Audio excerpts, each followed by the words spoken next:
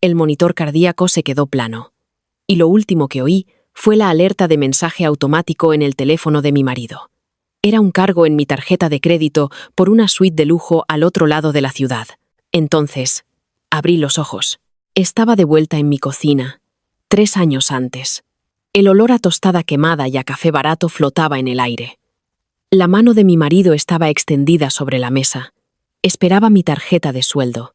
No grité, no lloré, solo sonreí. Apreté los dedos con fuerza alrededor del plástico y me preparé para verlo morirse de hambre. La transición no fue un despertar espiritual bañado en luz blanca. Fue violenta. Un segundo, estaba asfixiándome en una cama de hospital estéril. Mis pulmones se llenaban de líquido por el infarto que me provocó el estrés. El infarto que finalmente acabó conmigo. Al siguiente, me estaba atragantando con un sorbo de café negro hirviendo. Tosí. Fue un sonido áspero y húmedo que me raspó la garganta. Gotas de líquido marrón salpicaron la mesa de imitación de mármol de la cocina. Dios, Elena, ten cuidado. La voz sonaba molesta, suave, ligeramente nasal, y con ese perpetuo tono de aburrimiento. Parpadeé, con los ojos llorosos. Daniel estaba sentado frente a mí. No llevaba el traje italiano a medida que le había comprado para su ascenso. El ascenso, que en realidad nunca consiguió. Llevaba su vieja camiseta gris de la universidad. Su mandíbula estaba cubierta por la barba de la mañana. Parecía joven, parecía sano. Se veía exactamente como el hombre que me había dejado trabajar hasta morir. Mientras él jugaba a las casitas con una camarera de 22 años a mi costa, mi pecho se agitó. Presioné una mano contra mi esternón. No había cables, ni electrodos tirando de mi piel. Solo el suave algodón de mi propio albornoz. ¿Estás bien?, preguntó, sin levantar la vista de su teléfono. Su pulgar se deslizaba rítmicamente por la pantalla. Parece que has visto un fantasma. Soy un fantasma, pensé. Las palabras se me atascaron en la garganta, bloqueadas por una náusea repentina e intensa. La cocina olía intensamente a pan de centeno quemado y al sabor ácido del café molido barato. El frigorífico zumbaba con una persistente vibración que podía sentir en las plantas de mis pies descalzos. Era martes. El martes después de mi ascenso a directora regional. Estoy bien, dije con voz ronca. Mi voz sonaba débil, delgada. Me aclaré la garganta. Tragué mal. Claro. Bueno. Daniel dejó su teléfono boca abajo sobre la mesa. Un movimiento deliberado. Se inclinó hacia adelante, entrelazando los dedos. Me dedicó esa sonrisa, la sonrisa juvenil y ladeada que me había convencido para pagar sus préstamos estudiantiles hacía 6 años. Como hablamos anoche, con tu nuevo aumento de sueldo, tiene sentido consolidar. La cuenta de inversión conjunta está lista. Si me das la nueva tarjeta de la nómina, puedo desviar los ingresos directos hoy mismo. Por fin nos adelantaremos al mercado, cariño. Extendió la mano, con la palma hacia arriba, esperando. Me quedé mirando su mano. Noté las uñas impecablemente limpias. La leve cicatriz en su nudillo de un accidente de bicicleta borracho en sus 20. Recordé con una claridad agónica mirar esa misma mano 3 años en el futuro, esperando que sujetara la mía mientras el monitor del electro gritaba su última advertencia. No lo había hecho. Había estado demasiado ocupado enviando mensajes a Carla para preguntarle si le gustaba el número de hilos de las sábanas del Plaza. Se me revolvió el estómago. Un nudo frío se apretó bajo mis costillas. La ira no llegó. Todavía no. Solo un profundo y paralizante asco. Como pisar una babosa descalza en la oscuridad. Miré la tarjeta de plástico azul que descansaba junto a mi taza de café. Representaba 70 horas a la semana. Representaba horas de no acostar a mi hija. Representaba el estrés que acabaría endureciendo mis arterias y deteniendo mi corazón a los 34 años. Extendí la mano. Mis dedos rozaron el plástico. La sonrisa de Daniel se ensanchó una fracción. Ya lo estaba gastando en su cabeza. La entrada para el coche de alta gama, las cenas de negocios en el centro. Deslicé la tarjeta de la mesa y la metí en el bolsillo de mi albornoz. La mano de Daniel permaneció suspendida en el aire durante 3 segundos completos antes de bajarla. La sonrisa juvenil desapareció, reemplazada por una línea fina y tensa. «¿Qué estás haciendo?», preguntó. El aburrimiento había desaparecido de su voz, reemplazado por un filo agudo. «He cambiado de opinión», dije. Cogí mi café. Estaba tibio ahora, amargo y ácido. Me lo tragué de todos modos. Necesitaba la sensación de que tocara mi estómago vacío para anclarme a la realidad. «Voy a gestionar mi propio sueldo». Daniel soltó una risa corta e incrédula. «Elena, ya hablamos de esto. Estuvimos de acuerdo. Tengo la cartera de inversiones preparada. No tienes tiempo para seguir los fondos de inversión y los rendimientos de los índices. Vas a estar agotada con el nuevo puesto. Yo me encargaré. ¿Por qué te pones difícil?». Se echó hacia atrás, cruzando los brazos, la clásica postura defensiva. «¿Esto es una cuestión de control? Porque ganas un poco más de dinero. Ahora de repente no confías en mí». «Yo gano todo el dinero», pensé. «No has cerrado un cliente en 14 meses. No es una cuestión de control, Daniel. Es solo una cuenta bancaria». Mantuve mi voz plana, monótona. Si dejaba entrar cualquier emoción, si dejaba que el infierno furioso de la traición se filtrara, cogería el cuchillo de carne del escurridor y se lo clavaría en el cuello. Y no podía ir a la cárcel. Tenía una hija. Hablando de mi hija, un suave sonido de pasos vino del pasillo. Una pequeña y desordenada cabeza de pelo castaño se asomó por el marco de la puerta. Sofía. Tenía 3 años. En la línea de tiempo de la que acababa de escapar, tenía 6. Y estaba llorando en la sala de espera de un hospital con una trabajadora social, porque su padre no se había molestado en contestar al teléfono. «Mamá», murmuró, frotándose un ojo soñoliento con el puño. Llevaba una camiseta de pijama rosa demasiado grande. Olía ligeramente a detergente de lavanda y a sudor seco. Se me cortó la respiración. El nudo frío de mi estómago se hizo añicos. Inundó mi pecho con un calor tan violento que dolía físicamente. Dejé caer la taza de café. Retumbó contra la mesa, derramando los pozos, pero no me importó. Empujé mi silla hacia atrás. La madera raspó duramente contra el linóleo y crucé la cocina en 2 zancadas. Me dejé caer de rodillas y la abracé. Se sentía increíblemente pequeña, tan frágil. Sus pequeños huesos se presionaban contra mi clavícula. Enterré mi cara en su pelo desordenado e inhalé. Olía a de verdad. Era real. «Hola, cariño», susurré. Mi voz finalmente se quebró. Lágrimas calientes y rápidas se derramaron por mis pestañas y empaparon el cuello de su pijama. «Mamá te tiene. Estoy aquí. Me estás aplastando», se quejó Sofía suavemente, pero de todos modos rodeó mi cuello con sus bracitos. Miré por encima de su hombro. Daniel estaba de pie ahora, limpiando el café derramado de la mesa con una toalla de papel. Me miró con una mezcla de confusión y asco. «¿Estás teniendo una crisis nerviosa o algo así?», preguntó. «Estás actuando como una loca esta mañana». Me levanté, levantando a Sofía sobre mi cadera. Su peso era un ancla que me mantenía atada al suelo. Me impedía flotar hacia el absoluto absurdo de la situación. Miré a Daniel. Vi la barbilla débil, los ojos calculadores, el cascarón vacío de un hombre que de alguna manera había confundido con un compañero. «No, Daniel», dije, mi voz extrañamente tranquila. «Creo que por fin estoy despertando». La parte más difícil no fue la logística, fue la actuación. Durante los siguientes 4 días, tuve que vivir en una casa con un fantasma parásito que estaba exorcizando activamente.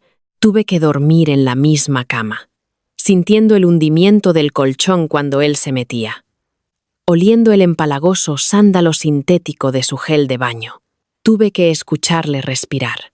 Cada vez que su pecho subía y bajaba, recordaba la quietud agónica de mis propios pulmones en esa habitación de hospital. No discutí con él. Cuando volvió a sacar el tema de la tarjeta de sueldo, actuando profundamente herido y haciéndose la víctima de una cónyuge financieramente abusiva, solo le di una sonrisa cansada y culpé a recursos humanos. «Hay un fallo en el nuevo sistema de nóminas», mentí, untando mantequilla en la tostada de Sofía. El raspado del cuchillo contra el pan sonaba ensordecedor en la silenciosa cocina. Dijeron que podría tardar un ciclo de facturación en solucionar lo de los ingresos directos. Él suspiró ruidosamente, frotándose las sienes como si yo estuviera ejerciendo una inmensa presión sobre su vida. Vale, pero necesito que transfieras 2.000 euros a la cuenta corriente conjunta para el viernes. Vence el seguro del coche y tengo ese seminario de networking en el centro. El seminario de networking. Casi me río. El seminario era un viaje de fin de semana a un hotel boutique en la provincia de al lado. Carla vivía en la provincia de al lado. De acuerdo, dije suavemente. Haré la transferencia hoy. Fue el último céntimo mío que vería jamás. Mientras Daniel iba a su despacho a jugar a videojuegos y fingir que respondía correos, yo me tomé una baja por enfermedad. No me senté en el sofá. Fui a trabajar. El banco estaba helado. El aire acondicionado estaba demasiado alto, haciendo que el aire viciado oliera a ozono y a limpiador de alfombras. Me senté frente a un gestor de préstamos llamado Arturo, un hombre corpulento con el pelo peinado hacia un lado y ojos compasivos. Necesito abrir una nueva cuenta corriente y de ahorros, le dije, manteniendo mis manos fuertemente entrelazadas en mi regazo para ocultar su temblor. Titularidad única, sin acceso conjunto. Y necesito mover todos los fondos de mis ahorros personales a ella. Por supuesto, señor Avance. Es Elena. Solo Elena. Claro, Elena. Arturo hizo clic con el ratón varias veces. El chasquido mecánico era rítmico, tranquilizador. Veo aquí que usted es la titular principal de la cuenta corriente conjunta también. ¿Quiere transferir esos fondos? Dudé. La cuenta conjunta tenía unos 12.000 euros. Mis bonus de los últimos 2 años. Si la vaciaba, Daniel recibiría una alerta en su teléfono inmediatamente. La actuación terminaría antes de que yo estuviera lista para el cierre del telón. No, la palabra me supo a ceniza.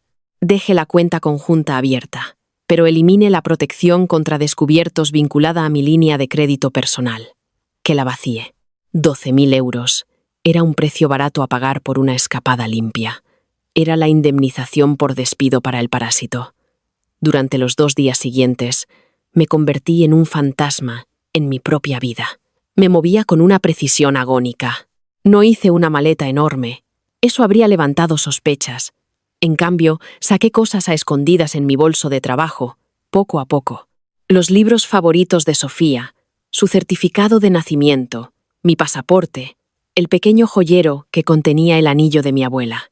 Alquilé un pequeño trastero climatizado a 3 pueblos de distancia y empecé a depositar los pedazos de mi vida real en el casillero de aluminio. La parte más repugnante fue reunir las pruebas. No las necesitaba para un divorcio. Mi comunidad autónoma no requería culpas, pero las necesitaba para mí misma. Necesitaba la prueba concreta para mirarla cada vez que la insidiosa culpa socialmente condicionada intentara colarse. Cada vez que la voz en mi cabeza susurraba, «Pero es el padre de Sofía, pero hiciste un voto». El jueves por la noche, mientras Daniel estaba en la ducha, cogí su iPad. Nunca cambiaba su contraseña. Era su propio cumpleaños. Típico. Mis dedos estaban helados mientras tecleaba los números. La pantalla se desbloqueó, iluminando mi cara en el dormitorio oscuro. No fui a sus mensajes. Fui a su álbum de fotos oculto. Ahí estaba, la cronología de mi asesinato. Fotos de Carla. Joven, rubia, sonriendo en el asiento delantero del coche de alta gama cuyo leasing yo pagaba. Recibos de joyas que nunca recibí. Correos electrónicos a un agente inmobiliario sobre una acogedora casa de inicio a las afueras de la ciudad. La peor parte no fue la traición sexual. Fue el absoluto y casual derecho con que lo hacía todo. No solo estaba teniendo una aventura, estaba, lenta y metódicamente, arrancando mi carne para alimentar a otra persona. Estaba construyendo una nueva vida sobre los cimientos de mi agotamiento. Hice fotos de la pantalla con mi propio teléfono. Mis manos no temblaban. La rabia cegadora y caliente que había esperado todavía no había llegado.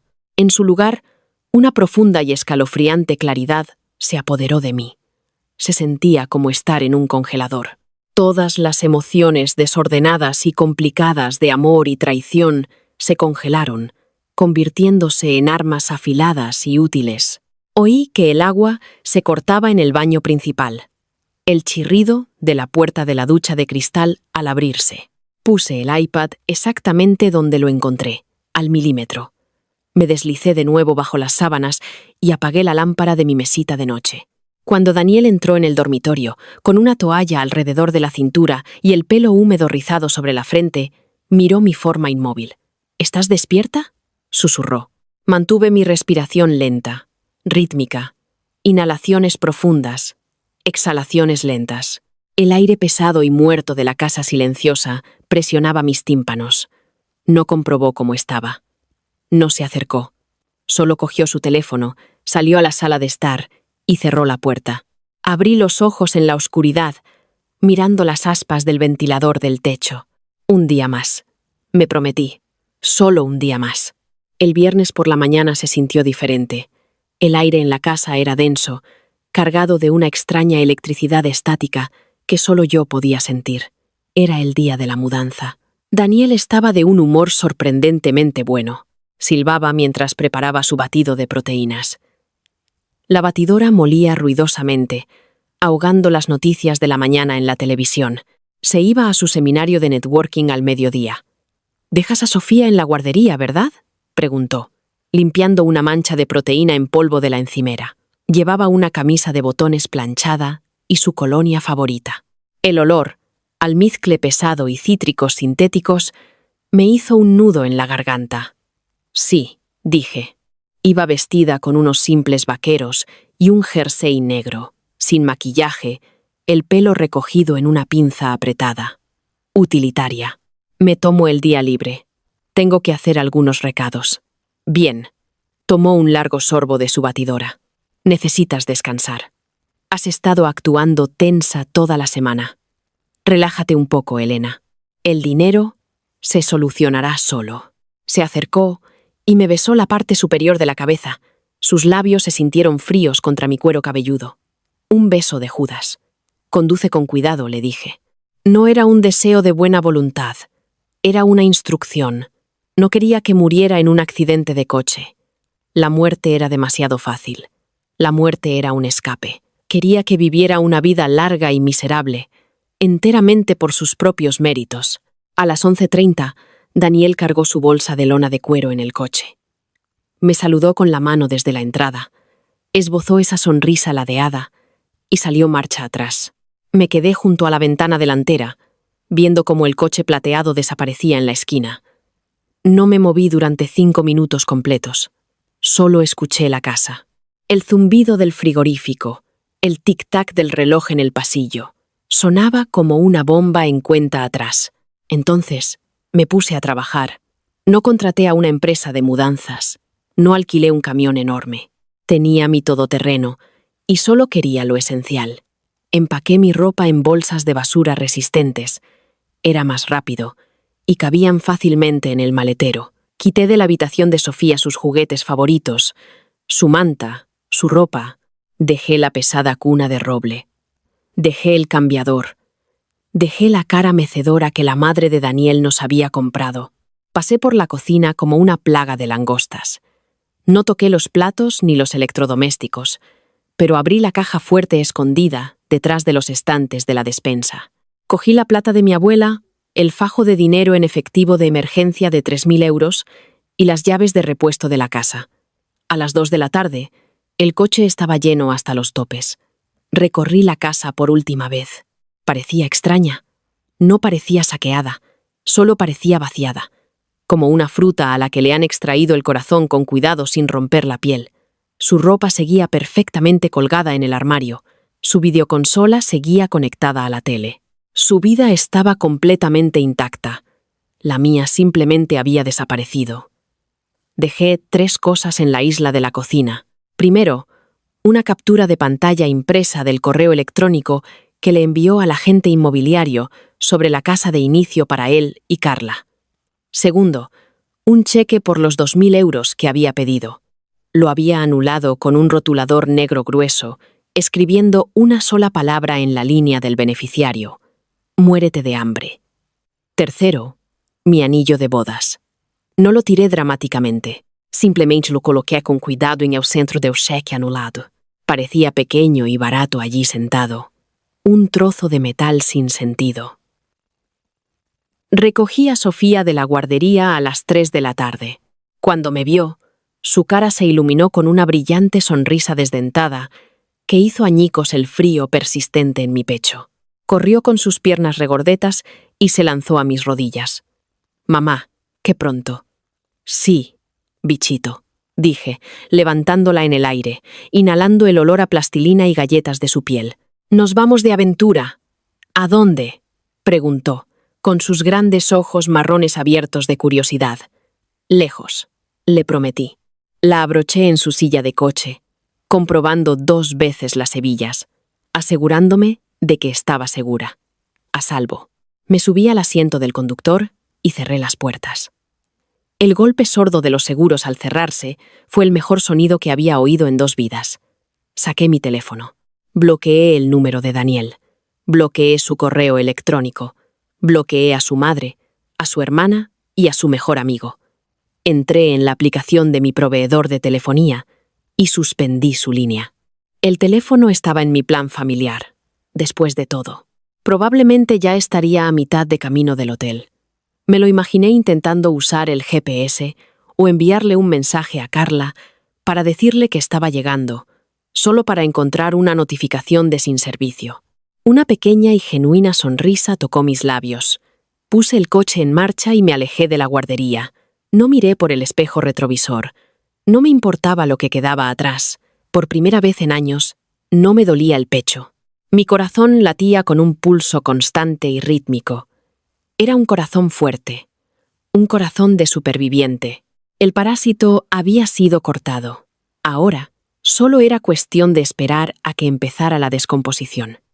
El motel de carretera en la Nacional 80 y 9 olía a lejía industrial, a humo de cigarrillo rancio y a un desesperado intento de ambientador con olor a pino. Era una sinfonía de lo barato.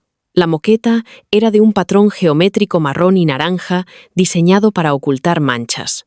Era lo suficientemente áspera como para rasparte la piel de las rodillas. La mini nevera de la esquina zumbaba con una vibración violenta y traqueteante que rompía el silencio de la habitación. Para mí, era el Ritz. Era viernes por la noche. Sofía dormía en la cama doble hundida. Su pequeño pecho subía y bajaba bajo un edredón de poliéster que picaba.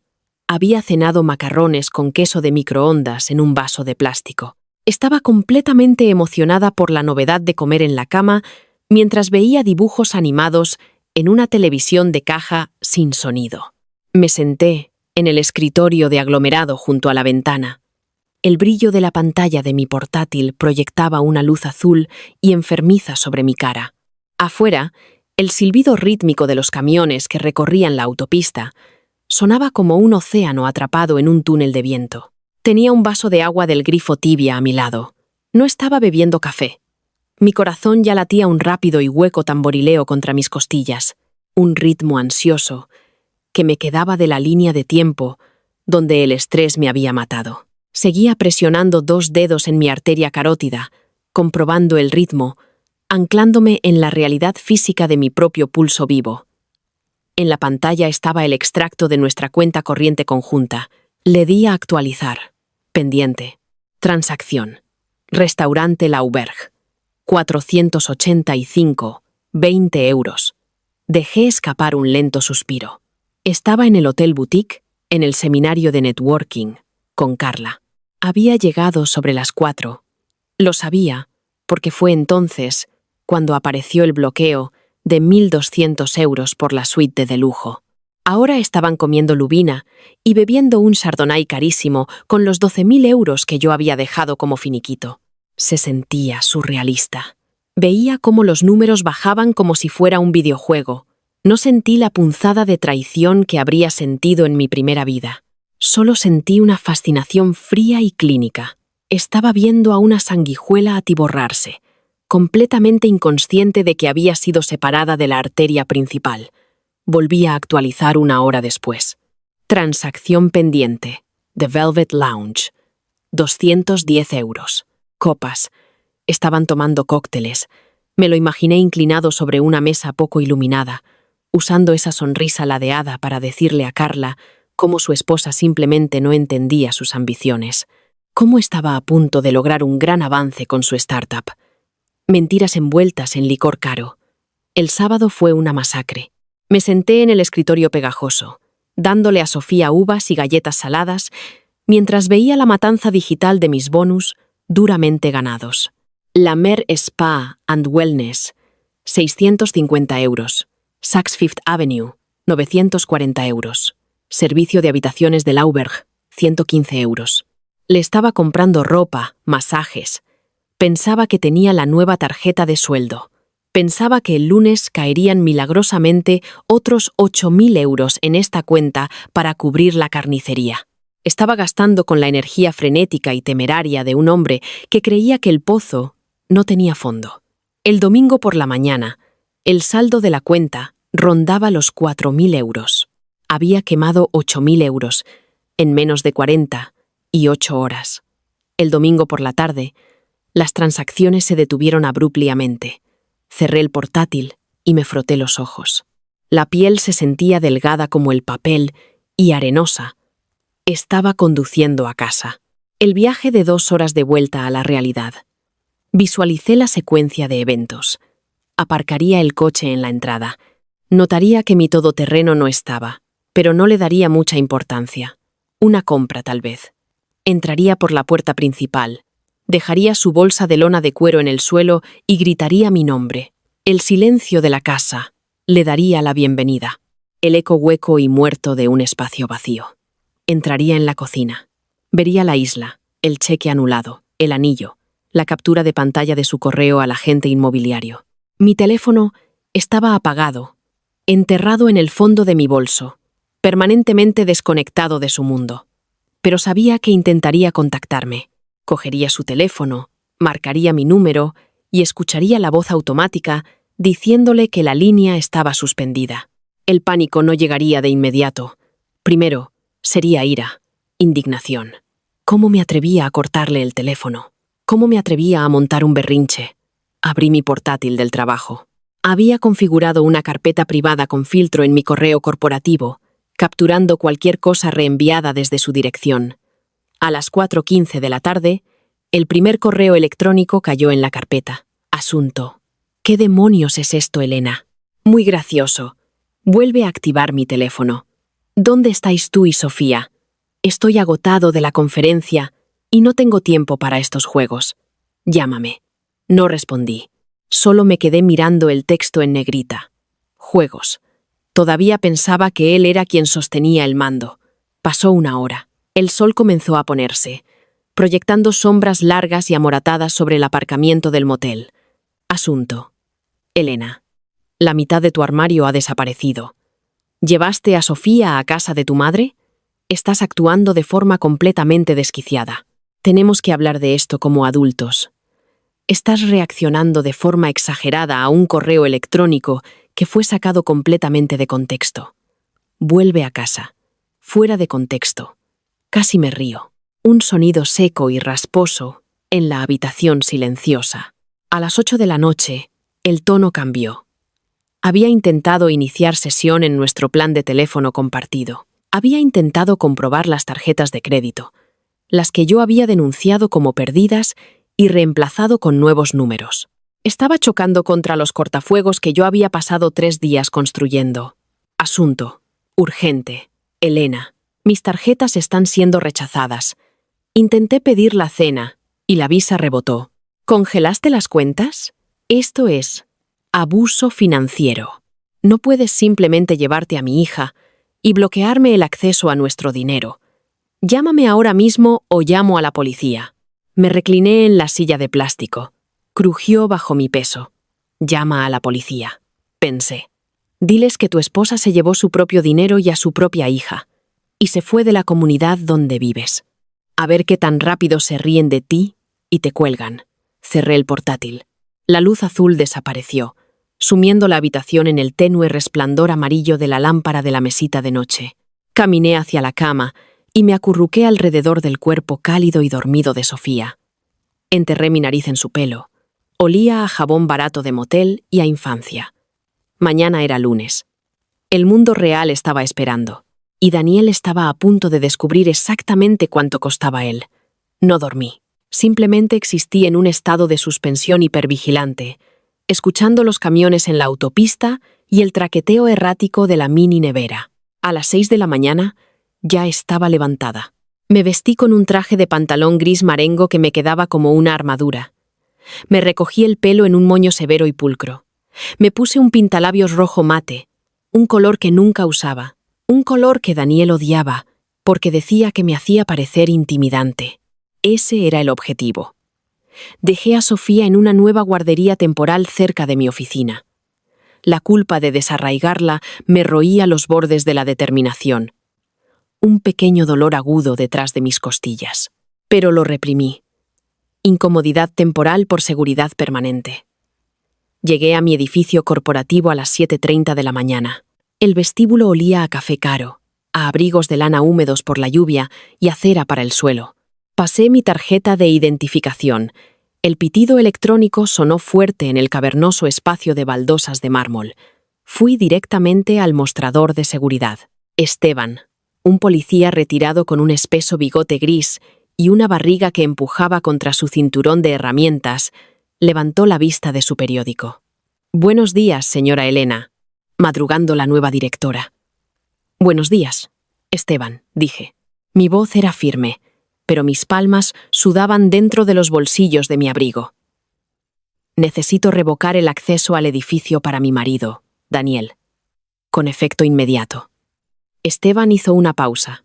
Sus ojos se posaron en mi cara, leyendo la tensión en mi mandíbula. No hizo preguntas. Simplemente se giró hacia su monitor y comenzó a teclear. Hecho. Tarjeta desactivada. ¿Quiere que lo marquemos? Sí, dije. Si aparece, no se le permite pasar del vestíbulo. Y por favor, llámeme inmediatamente. Entendido. Subí en el ascensor hasta el piso 14. La presión del aire cambió, destaponando mis oídos. Entré en mi nueva oficina de esquina. La vista del horizonte de la ciudad estaba oscurecida por una espesa llovizna gris. El cristal se sentía frío contra mi frente cuando me apoyé en él. Esperé. A las 10:14 sonó el teléfono de mi escritorio. Señora Elena. La voz de Esteban era baja, profesional. Está aquí, en recepción. Está un poco agitado. ¿Bajo ahora? Dije. No tomé el ascensor. Tomé las escaleras, dejando que el esfuerzo físico quemara la adrenalina que de repente inundaba mi sistema. Mi corazón latía con fuerza. Ese aterrador golpeteo errático que me hacía agudamente consciente de mi propia mortalidad. Odiaba que mi cuerpo todavía reaccionara a él. Odiaba que el trauma de la línea de tiempo anterior estuviera grabado en mi sistema nervioso. Me obligué a respirar. Inspira durante 4, aguanta durante 4, expira durante 4. Empujé la pesada puerta cortafuegos hacia el vestíbulo. Daniel estaba de pie cerca de los tornos de seguridad. Tenía un aspecto horrible.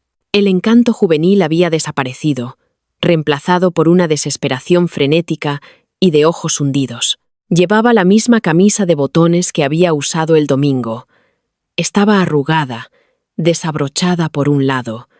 No se había afeitado. Cuando me vio, se abalanzó hacia adelante. Pero Esteban se interpuso en su camino, colocando una mano pesada y autoritaria en su pecho. «Señor, quédese detrás de la línea». Daniel apartó la mano de Esteban. Su rostro se contrajo en una mueca fea. «Quítame las manos de encima, segurata de pacotilla. Esa es mi esposa». «Daniel», dije. Mi voz resonó en el vestíbulo de mármol. Varias personas con cafés se giraron para mirar. Se quedó helado, sus ojos fijos en los míos. Miró el traje gris, el pintalabios rojo, la absoluta ausencia de calidez en mi postura. «Elena, ¿qué demonios estás haciendo?» Su voz era un siseo áspero. Se acercó al torno tanto como Esteban se lo permitió. «Mi tarjeta de acceso está desactivada. Mi teléfono está desactivado. Fui al banco esta mañana». El cajero me dijo que la cuenta conjunta está en descubierto. ¿En descubierto, Elena? Había 12.000 euros ahí el viernes. Tú te los gastaste, dije rotundamente. Compré algunas cosas para el seminario, espetó, su voz subiendo de tono, rebotando en los techos altos. Tú sacaste tu ingreso directo. Drenaste ilegalmente nuestros fondos. Saqué mi propio sueldo. Le corregí, manteniendo mi volumen bajo, forzándolo a esforzarse para oírme. La cuenta conjunta era tuya, para gestionar. Recuerda, me dijiste que lo tenías bajo control. Si te gastaste 12.000 euros en servicio de habitaciones y tratamientos de spa para tu camarera de 22 años, eso suena a un problema de gestión de cartera. El color se fue de su rostro. Una palidez enfermiza y grisácea barrió sus mejillas. Su boca se abrió, se cerró y se abrió de nuevo. La revelación lo golpeó como un golpe físico. Sabía lo de Carla. Lo sabía todo. Tú, tragó saliva. Estás loca. Estás violando mis derechos. Secuestraste a Sofía. Sofía está a salvo, dije. La mención de mi hija desencadenó una oleada primal y violenta en mi sangre, pero mantuve mi rostro completamente inexpresivo. Y no tienes ningún derecho sobre mis ingresos. Nunca los tuviste. Eras un dependiente, y ahora estás cortado. Te demo... Escupió. Me quedaré con la mitad de todo. Me quedaré con la casa. Pediré la custodia completa. Metí la mano en el bolsillo interior de mi chaqueta y saqué un sobre blanco y grueso. Se lo entregué por encima del torno. Lo cogió automáticamente. Sus dedos temblaban. Esos son los papeles del divorcio, dije, presentados esta mañana, basados en culpa, citando adulterio y disipación financiera.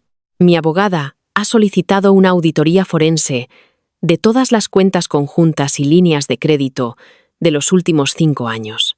Cada céntimo que desviaste a Carla se deducirá de tu microscópica parte de los inexistentes bienes gananciales. Se quedó mirando el sobre como si fuera una bomba.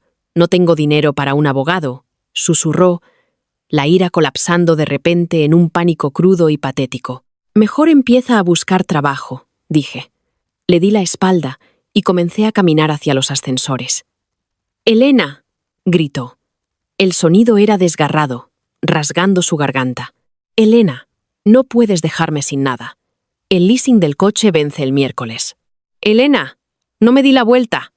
Entré en el ascensor vacío, presioné el botón del piso 14 y vi cómo las puertas de acero pulido se cerraban, cortando el sonido de sus súplicas. El silencio dentro de la cabina era absoluto. Me apoyé contra la pared trasera, cerré los ojos y dejé escapar un largo y tembloroso aliento. Mis manos temblaban violentamente ahora. Sentía las rodillas como agua. No era una superheroína.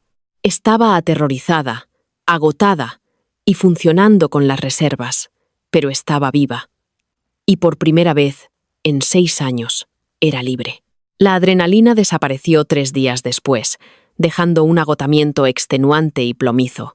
Sobrevivir no significaba que la vida se volviera mágicamente fácil. Solo significaba que cambié el peso sofocante de la traición por los bordes afilados y agotadores de la maternidad soltera. Nos mudamos del motel, un jueves lluvioso, a un apartamento de 2 habitaciones, en un barrio que bordeaba el distrito industrial. No era la extensa casa suburbana que habíamos dejado. Olía a pintura de látex barata y fresca, y a viejos suelos de madera que crujían a cada paso. Las tuberías de la calefacción golpeaban como un baterista en el sótano, pero era nuestro. Compré un colchón usado por internet y dormí en el suelo de mi habitación. Le compré a Sofía una cama individual barata con un edredón amarillo brillante. Nuestra mesa de comedor era una mesa plegable que encontré en una tienda de segunda mano. Comiendo comida china para llevar en platos de papel, sentados en sillas plegables desiguales, sentí una paz extraña y profunda. No había ningún fantasma en la casa, ninguna colonia de sándalo sintético persistiendo en el baño, ninguna tensión zumbando en el aire esperando a estallar. Mientras yo reconstruía nuestras vidas desde los cimientos, la vida de Daniel sufría una demolición rápida y espectacular. No tuve que buscar la información, Las consecuencias eran demasiado masivas para contenerlas, filtrándose a través de los canales legales y los conocidos mutuos. Mi abogada, Raquel, era un tiburón con un traje de Chanel a medida. Su oficina olía a cuero caro y a abrillantador de limón rancio. Tomó mi caso un viernes. Miró las fotos del iPad de la aventura de Daniel y los extractos bancarios de su salvaje juerga de gastos con Carla, y sonrió una sonrisa lenta y aterradora. «Se está desangrando», me dijo Raquel por una línea telefónica crepitante una semana después, el sonido de su tecleo agresivo de fondo. «Sus tarjetas de crédito están todas al máximo». La cuenta conjunta se cerró automáticamente por fondos insuficientes y saldos negativos. Acabo de hablar con su asesor legal, un tipo de defensor público barato que logró conseguir. Están pidiendo una pensión compensatoria temporal. Apreté mi taza de café. La cerámica barata estaba caliente contra mi palma. «No». «Oh, no te preocupes». Me reí de él y le colgué, dijo ella. Dada la disipación documentada de activos en una aventura extramatrimonial, ningún juez en este país le va a conceder una ayuda de emergencia. Él mismo quemó su propio puente. Las fichas de dominó cayeron con una velocidad nauseabunda. El primero en caer fue el coche. Había eliminado mi nombre como avalista un mes antes, anticipándome a esto. Cuando el pago del leasing rebotó el miércoles y las subsiguientes tasas por demora se acumularon, el concesionario no perdió el tiempo.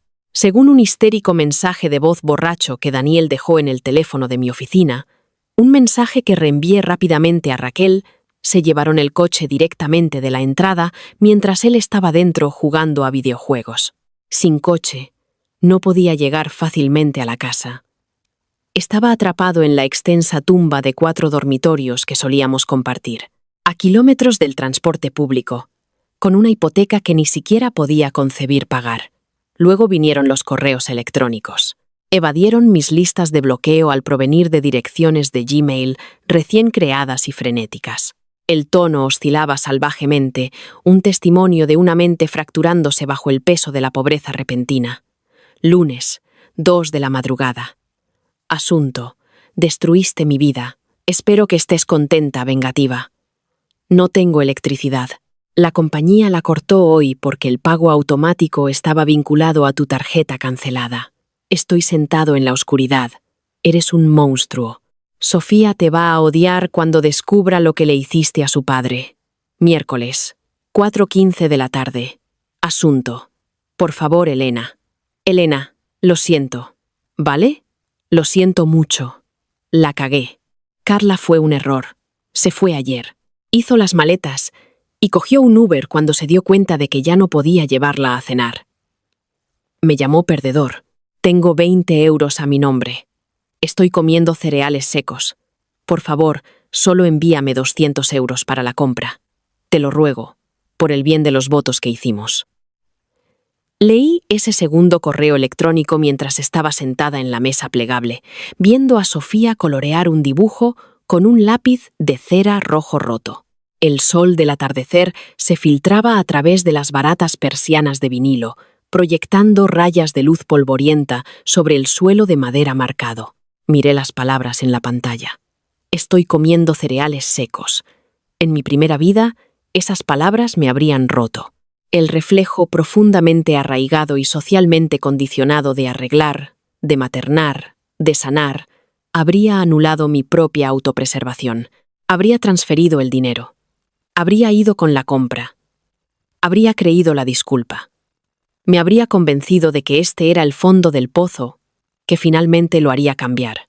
Y luego, un año después, mi corazón habría explotado en mi pecho mientras él estaba comprándole un collar a otra mujer con mi dinero. Toqué mi esternón. El latido constante y fuerte de mi corazón era mi ancla. No sentí lástima. Tampoco sentí triunfo. Solo sentí un profundo y pesado vacío. Era el peso de las cenizas. La comprensión de que el hombre al que había amado nunca había existido. Solo era un molde que tomaba la forma del recipiente que le proporcionaba más comodidad. Resalté el correo electrónico. Hice clic en imprimir y lo añadí a la gruesa carpeta de Manila etiquetada como legal. Cerré el portátil y me acerqué a Sofía. Me agaché, apoyando la barbilla en el borde de la mesa plegable. «¿Qué estás dibujando, bichito?», pregunté suavemente. Ella levantó la vista. Una mancha de cera roja en su mejilla. Una casa para nosotros y un perro grande. «Me gusta», sonreí. Una sonrisa genuina y cálida que llegó a mis ojos. «Quizás algún día tengamos un perro». «Uno grande», insistió, volviendo a su papel. Me levanté, caminando hacia la pequeña cocina para empezar a hervir agua para la pasta. Afuera, la lluvia comenzó de nuevo. Un suave y rítmico tamborileo contra el cristal de la ventana. Tenía 31 años. Tenía una mesa plegable y un colchón de aire. Y una hija que me amaba. Tenía una segunda oportunidad. Y en algún lugar al otro lado de la ciudad, sentado en una casa oscura y fría, mi marido finalmente estaba aprendiendo a pasar hambre. La caballería tardó exactamente 3 semanas en llegar.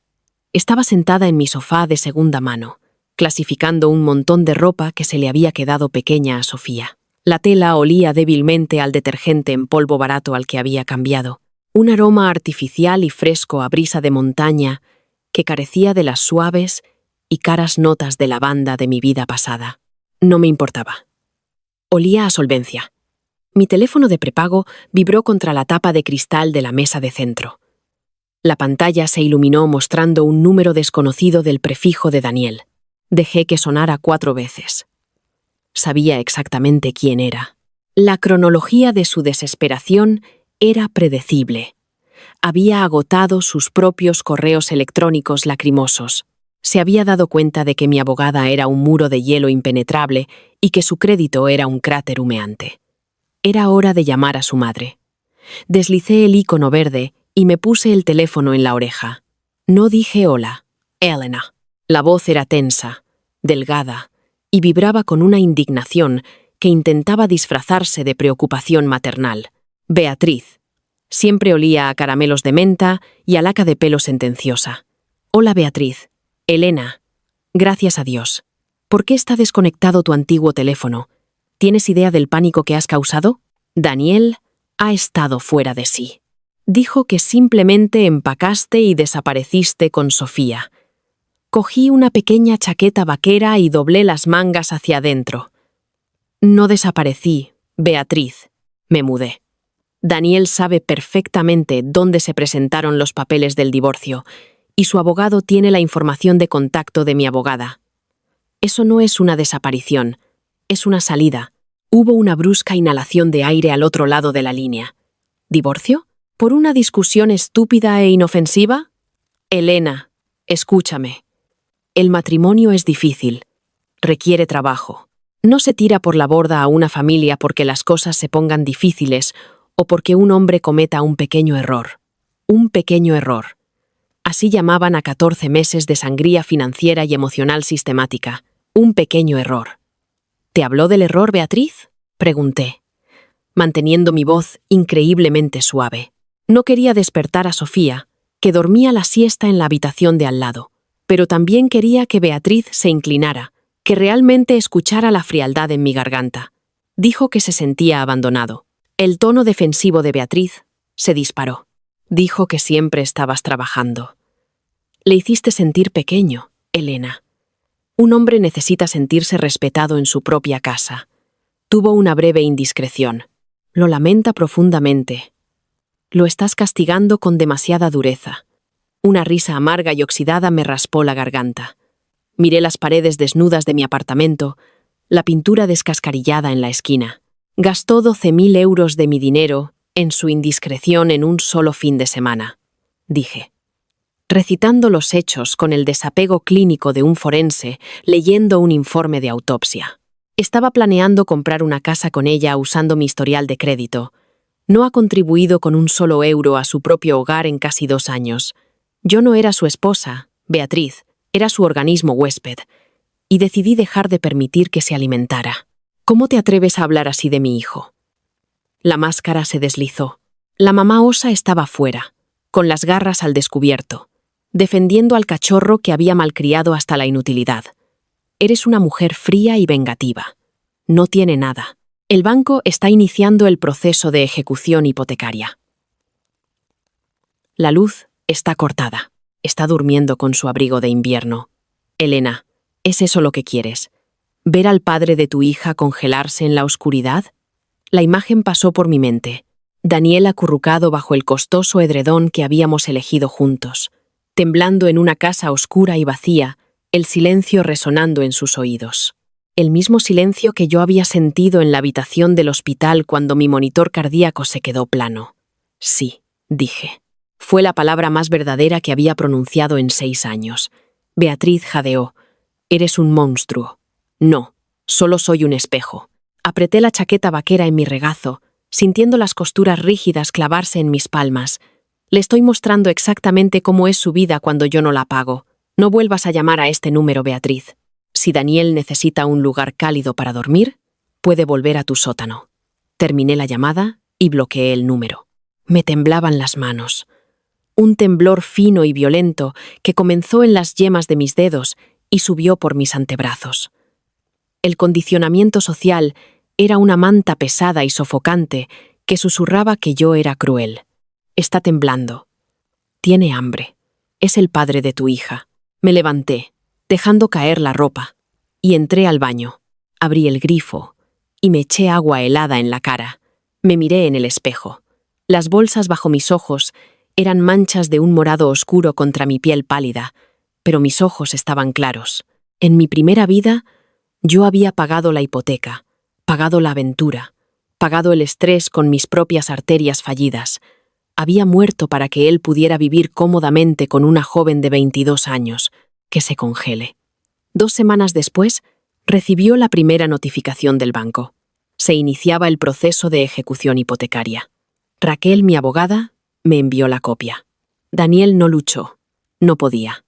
No tenía fondos para contratar a un abogado para impugnar el desahucio, y mucho menos para pagar los atrasos acumulados. Tuvo que abandonar la casa, llevándose lo que pudo en bolsas de basura, después de que un amigo lo recogiera. Tenía 32 años, y dormía en un futón en un piso de soltero que olía a cerveza rancia y a calcetines sin lavar. La vida perfecta que había construido sobre mi espalda se había derrumbado por completo en un montón de escombros sin valor. Y ni siquiera había tenido que empujarlo. Simplemente dejé de sostener las paredes. El juzgado olía a cera para suelos, a sudor nervioso y a papel viejo. Los bancos de madera, fuera de la sala de mediación, eran duros. El barniz estaba desgastado por décadas de personas, esperando para desmantelar sus vidas. Era mediados de noviembre, 6 meses desde la mañana en que desperté atragantándome con café barato. 6 meses de mesas plegables, hojas de cálculo de presupuesto y de aprender a dormir a pesar de las tuberías de la calefacción de mi apartamento. Me senté junto a Raquel. Iba impecablemente vestida con un traje azul marino. Hojeaba una gruesa carpeta legal con una eficiencia aburrida y letal. Yo llevaba un sencillo vestido gris, con el pelo recogido. Me sentía anclada. Los dolores fantasma en mi pecho, los ecos de un ataque al corazón que no había ocurrido en esta línea de tiempo, finalmente habían dejado de despertarme por la noche. Las pesadas puertas dobles al final del pasillo se abrieron. Daniel entró. Al principio, no lo reconocí. El encanto juvenil que lo había acompañado durante sus 20 había desaparecido por completo, dejando atrás a un extraño demacrado y de piel grisácea. Llevaba un traje que le quedaba 2 tallas grande. La tela le colgaba de los hombros como un globo desinflado. Tenía el pelo descuidado, graso en las raíces. Sus ojos estaban inyectados en sangre, rodeados de una carne oscura y amoratada. Parecía un hombre que se había estado ahogando durante 6 meses y finalmente había olvidado cómo contener la respiración. Estaba flanqueado por un abogado de oficio de aspecto cansado que parecía querer estar en cualquier otro lugar del mundo. Daniel se detuvo cuando me vio. Su mirada se clavó en la mía. Ya no había ira en sus ojos, ni siquiera indignación, solo una desesperación cruda e insondable. Me miró como un perro hambriento. Mira un trozo de carne detrás del escaparate de una carnicería. Una pequeña y traicionera parte de mi cerebro, el fantasma de la mujer que solía amarlo, se estremeció de lástima. Fue un reflejo, tan automático como respirar. Míralo, está roto. Tú lo rompiste. Apreté la mandíbula con tanta fuerza que me dolieron los dientes. Me obligué a recordar las fotos del iPad, los recibos del día de spa de Carla, la forma en que había extendido la mano para pedir mi tarjeta de sueldo mientras yo me atragantaba con el café. Rompí el contacto visual y bajé la mirada a mis manos. Entramos en la sala de mediación. Era sofocantemente pequeña, dominada por una gran mesa de roble que olía fuertemente a limpiamuebles de limón. La mediadora, una mujer de pelo gris, con un comportamiento sensato, se sentó a la cabeza. Hagamos esto lo menos doloroso posible. La mediadora comenzó, echando un vistazo a los archivos. Tenemos una demanda de divorcio por culpa. La señora Elena solicita la custodia física completa del hijo menor con visitas supervisadas para el señor Daniel. También solicita una división desproporcionada de los bienes gananciales restantes debido a la disipación financiera documentada. El abogado de Daniel se aclaró la garganta. Sonó como hojas secas, raspando entre sí. Mi cliente se opone al acuerdo de custodia y a la división financiera. Actualmente está experimentando una dificultad financiera temporal y solicita un reparto más equitativo de las cuentas de jubilación de la esposa para ayudarle a conseguir una vivienda. Raquel ni siquiera levantó la vista de su carpeta. Simplemente empujó una pila de papeles sobre la mesa. Las cuentas de jubilación de mi cliente fueron financiadas únicamente por sus ingresos, dijo Raquel, su voz suave y fría.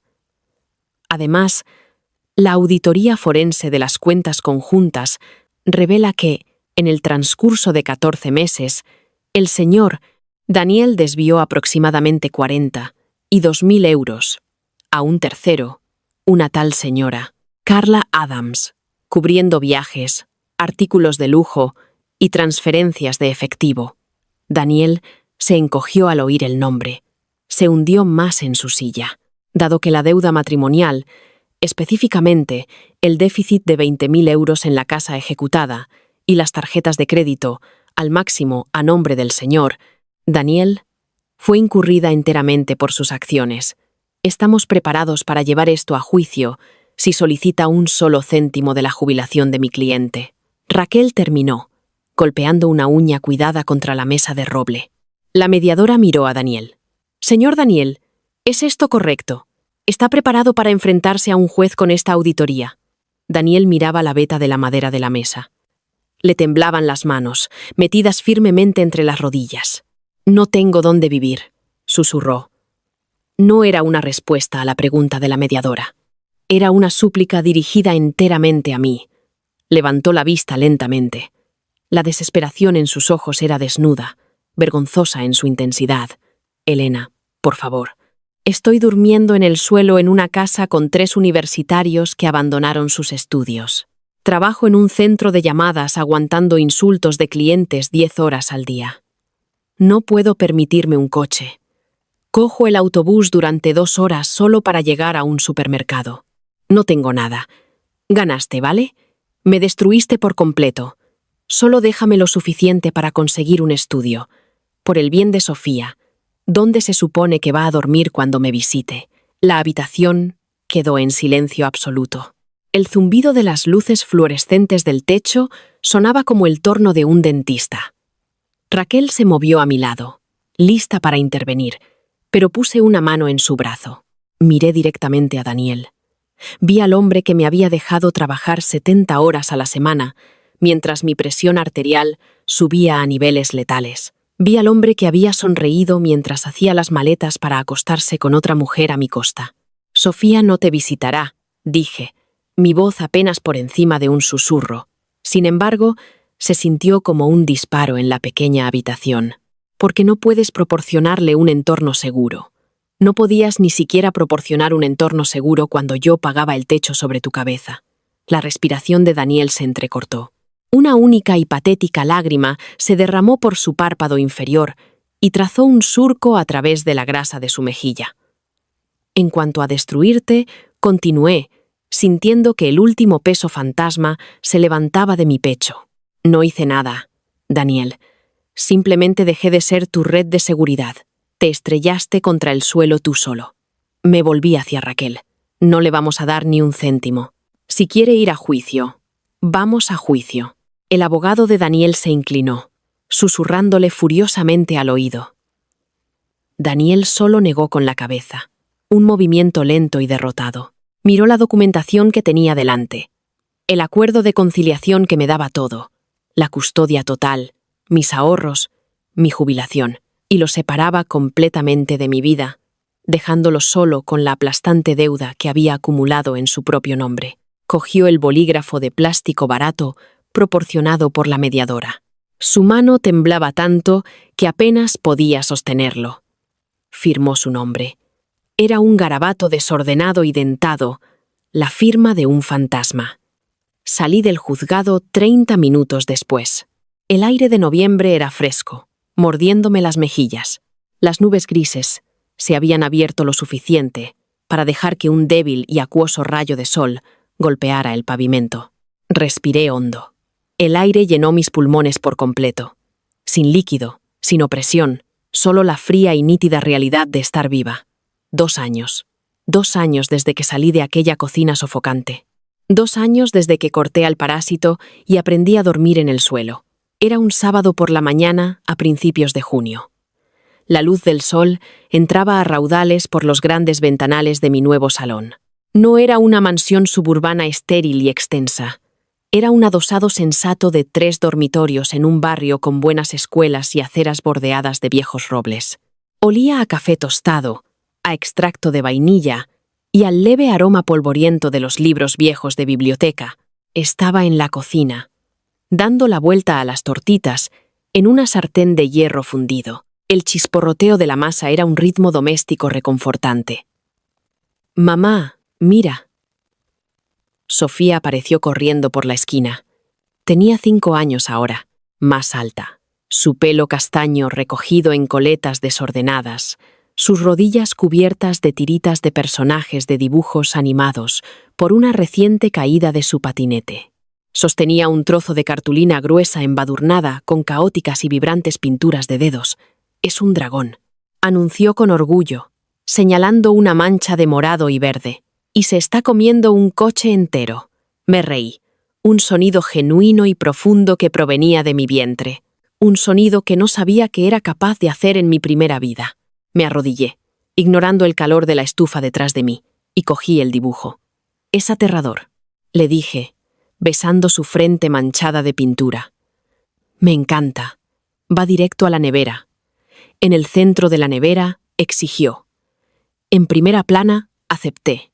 Ella se rió y volvió corriendo hacia el salón para reanudar su destrucción artística. Me levanté y me apoyé en la encimera, sosteniendo mi taza de café negro. Ya no era lodo ácido y barato. Era un tueste oscuro y rico que compraba en una cafetería local. Tomé un sorbo, dejando que el calor se extendiera por mi pecho. Me sentía normal.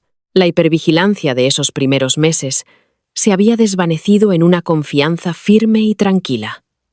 Todavía trabajaba duro como directora regional, pero establecí límites. Salía de la oficina a las 5. No respondía a correos electrónicos los fines de semana. Me di cuenta de que el estrés aplastante que me había matado en mi vida pasada no era solo el trabajo. Era el trabajo combinado con la hemorragia emocional de cargar con un marido que era un peso muerto. Hablando de fantasmas, rara vez pensaba en Daniel. Se había convertido en una forma gris y borrosa en el espejo retrovisor de mi vida. Pero a veces, el universo tiene una forma curiosa de enfocar el pasado con nitidez, solo para recordarte lo lejos que has llegado. Hace unas semanas, me había encontrado con un conocido común, uno de los viejos amigos de la universidad de Daniel, que había logrado conservar una pizca de decencia. Nos topamos en una ferretería. Parecía incómodo, cambiando el peso de un pie a otro, pero el chismorreo se le escapó como agua de una jarra rota. Daniel no se había recuperado. Sin mis ingresos, con su crédito destruido y su currículum consistente en consultoría para una startup falsa, era inempleable en el mundo corporativo. Está trabajando en el turno de noche en una gasolinera en la carretera 9. Me había dicho su amigo, su voz una mezcla de lástima y vergüenza ajena. Vive en una habitación alquilada encima de una lavandería. Tiene mal aspecto, Elena. Bebe mucho. Te echa la culpa de todo. Dice que le robaste a su hija y le arruinaste la vida. Yo solo había asentido, sosteniendo mi bolsa de tierra para macetas. No había sentido ni una sola pizca de emoción, ni reivindicación, ni culpa, solo una profunda apatía. Él arruinó su propia vida. Había respondido con calma. Yo solo le pasé la factura. Ahora, de pie en mi cocina iluminada por el sol, coloqué el dibujo del dragón de Sofía en el frigorífico, asegurándolo con un imán en forma de girasol. El silencio del adosado no era el pesado silencio de bomba de relojería de mi antigua casa. Era un silencio pacífico y respirable. Era el sonido de la seguridad. Coloqué mi mano plana contra mi pecho, justo sobre mi esternón. Tum, tum, tum, tum. El ritmo era constante, fuerte. Era el latido de una mujer que había salido a arañazos de su propia tumba. Se había negado a ser enterrada por segunda vez y había construido un reino desde la tierra. Oí a Sofía dejar caer una caja de lápices de colores en la otra habitación, seguido de un gemido teatral. «¡Oh! ¡Oh!», gritó. «Ya voy, bichito», respondí, sonriendo. Dejé el café en la encimera y caminé hacia el salón, entrando de lleno en la luz del sol brillante y cálida. Mi corazón latía. Mis pulmones estaban limpios, y el resto de mi vida era finalmente mío.